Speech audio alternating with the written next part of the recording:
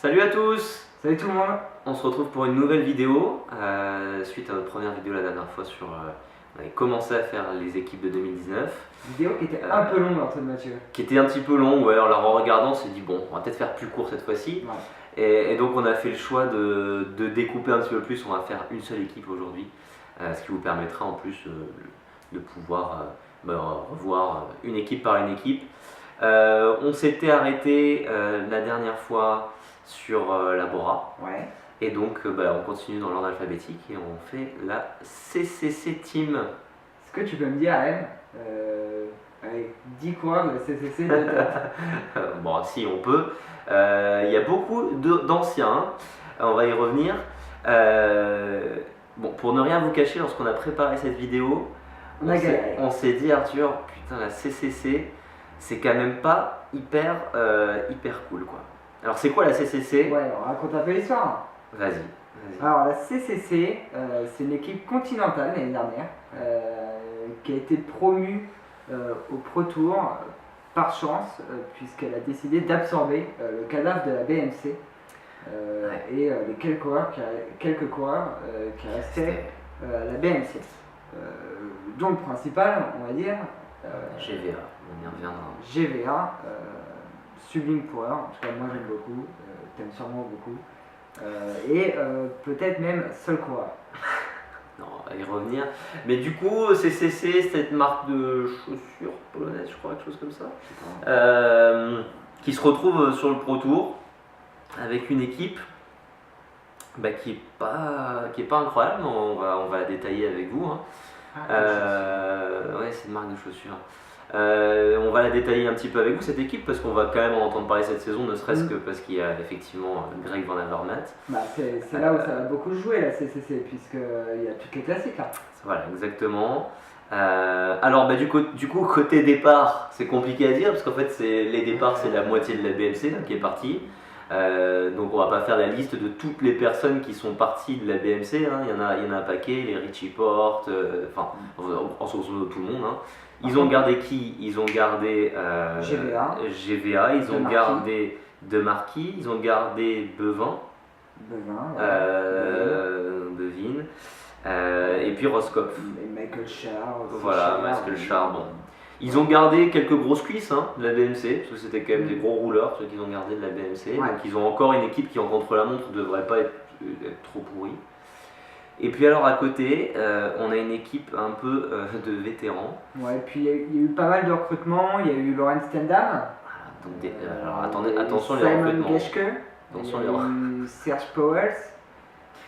Moyenne d'âge des recrutements 35.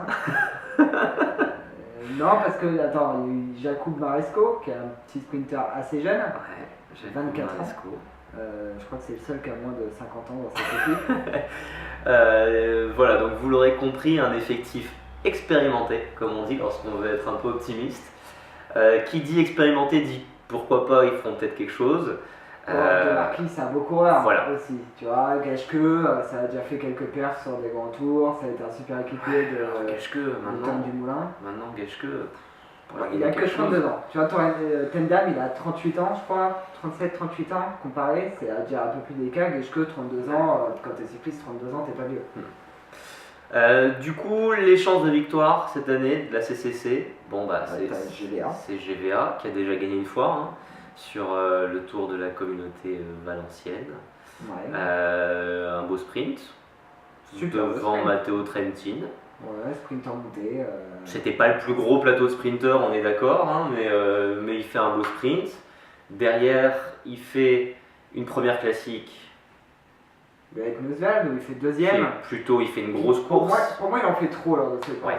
Il savait très fort et puis il va chercher tout le monde et puis il se fait avoir parce que quand tu vas chercher tout le monde, t'as plus les pieds. Je sais pas si vous avez regardé vous cette première classique de la saison, hein, qui n'est pas la plus prestigieuse mais qui est quand même une belle classique. Effectivement, il était. Mais est-ce qu'il était vraiment fort? En fait, c'est ça qui est compliqué de savoir. Moi, je le voyais vraiment fort. Oui, mais quand il attaque à 20 bornes, là, il place une attaque, ou même pas à 15 bornes, il place une attaque là, quand il est dans le groupe devant. Et là, tu te dis, quand il place l'attaque. Ouais, mais quand il place l'attaque, tu te dis, ça veut dire qu'il se sent pas très fort au sprint, quoi. C'est vrai qu'en face de lui, il n'y avait pas non plus des gros monstres en sprint. Et quand il attaque, moi je me dis, quand je la regarde, est-ce que c'est pas justement, il se sent pas fort au sprint et donc il attaque. Bon, pour ceux qui n'auraient pas regardé, du coup il se fait battre par Stivart, Ouais. qui franchement était au-dessus. Hein. Enfin, quand il part, Qui lui, pour le coup, a passé une pure attaque. voilà, quand il part, personne ne le suit. Mm. Mais bon, GVA prend une belle deuxième place. Et puis ils ont déjà gagné avec Patrick Bevin, je sais jamais trop comment on dit, Ouais. autour d'un under. Mm. Voilà. Et puis ça ira chercher peut-être sur des malentendus des petits sprints à droite à gauche avec Maresco. Avec Maresco, et puis on peut peut-être avoir Desmarquis qui va gagner une ou deux étapes. Des barreaux d'honneur, Desmarquis, Geschke, Tendam, des coureurs comme Parce ça. que Desmarquis, l'année dernière, il gagne sur le Giro. De l'aparté.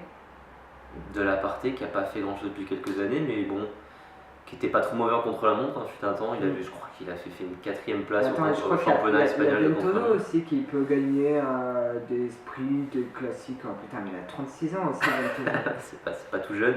Vous auriez pu dire Serge Poels, qui fut un temps était un grimpeur qui pouvait aller jouer des petits maillots à pois sur des tours d'une semaine. Je me rends compte qu'en fait, Ventoso, ça fait 10 ans qu'il a rien gagné, presque. Ouais. C'est pour ça que tu m'étonnais en disant Ventoso. Parce Bah que oui, non, mais j'avais des souvenirs plus récents. Mais bon, bah. donc je pense que ça reposera sur Desmarquis, GVA, et puis quelques étapes un peu effectivement de chance peut-être avec d'autres. Est-ce que c'est pas l'équipe française internationale, dans le sens où ça va jouer les échappées? Ah ouais, ouais. Ça va peut-être jouer les échappées effectivement. Bon alors on enchaîne, vous connaissez maintenant nos 3 parties. Ouais. Le coureur emblématique de l'équipe, il y a un bon suspense. L'étoile montante, alors là vous allez voir, c'est pas facile. Et puis le coureur passion du cyclisme. Arthur. Et ça par contre, des coureurs passion, il y en a plein. Il y en a plein. Bon allez Arthur, l'emblème de l'équipe. GVA? Non, c'est le tien aussi? Je sais pas, j'ai beaucoup hésité. Ouais. Je me suis dit, est-ce que je mets. En tout cas, c'est le seul coureur de classe internationale. Desmarquis. C'est la seule vraie star de cette équipe. Ouais. Et c'est la seule sur laquelle tu te dis, je mise tout sur lui, sur une étape ou sur une classique. Il n'y a personne qui va tout miser sur Desmarquis. Non, après Desmarquis, Non, mais Desmarquis, ouais, mais c'est un goût solitaire. Ouais. Tu vas partir tout seul, tu vas pas faire rouler tout le monde pour Desmarquis en arrivée ou autre. C'est vrai. Donc GVA, qui fait une superbe saison 2018, notamment sur son Tour de France, incroyable. On se rappellera tous de cette première étape de montagne où il part avec Alaphilippe notamment, devant alors qu'il a le maillot jaune, pour le garder. Ouais. Vraiment un superbe Tour 2018, j'étais impressionné. D'un point de vue classique, je me rappelle plus trop. Je crois que c'était pas mal aussi en 2018. Bah, c'était pas mal, c'était moins bien qu'en 2017 où il fait une saison là pour le coup vraiment fantastique. L'année dernière, vous vous souvenez tous, hein, on l'attendait. Je pense qu'on l'attendait un peu mieux sur les classiques quand même. Alors il est placé à chaque fois, il est 4ème, il est 5ème. 5ème du Tour des Flandres, 3ème du Grand Prix E3, 17ème de Milan-San Remo. Ouais, mais compliqué de dire qu'il fait une très belle saison classique. Non, pour GVA, c'est un peu décevant. Et souviens-toi surtout dans la manière, à chaque fois il n'a pas vraiment les jambes pour répondre. Ouais. Alors c'est vrai qu'en 2017, ça a gagné Paris-Roubaix, 2ème du Tour des Flandres. Ça a gagné Gorwe-Velgen, ça a gagné le Grand Prix E3, ça va gagner le Musswald, ça fait 2ème d'Estrade Bianchi. Voilà, la saison 2017 de GVA. Ça va chercher des étapes du Tour du Luxembourg, ça fait un beau Tour de France avec des accessites. C'est 2ème du Grand Prix de Québec. Bon, une énorme saison. Et puis on souhaite à la CCC qu'ils fassent ne serait-ce que la moitié de cette saison 2017, puisque ça leur rendrait énormément de services. C'est clair. Voilà, bon, c'est vraiment l'emblème de cette équipe, c'est un des emblèmes du cyclisme mondial. Je rajouterai rien, bien sûr j'avais pris aussi GVA parce que c'est un peu le seul emblème. Bon, alors là. Il voulait quand même mettre Patrick Bevin en étoile montante. Il a 28 ans. Non mais qu'est-ce que tu veux? Regarde la moyenne d'âge de l'équipe aussi. Je veux dire. Bon, alors étoile montante. Je me lance. Vas-y. Je vais prendre Jakub Maresco. Jakub Maresco parce que j'ai pas trop le choix, il n'y en a pas non plus beaucoup d'autres. Jakub Mareczko, donc pour ceux qui ne savent pas, un sprinter aux capacités limitées. Ça sera jamais un très grand sprinter. Alors, Limité, c'est bon. voilà, il avait un peu explosé aux yeux du grand public en 2017.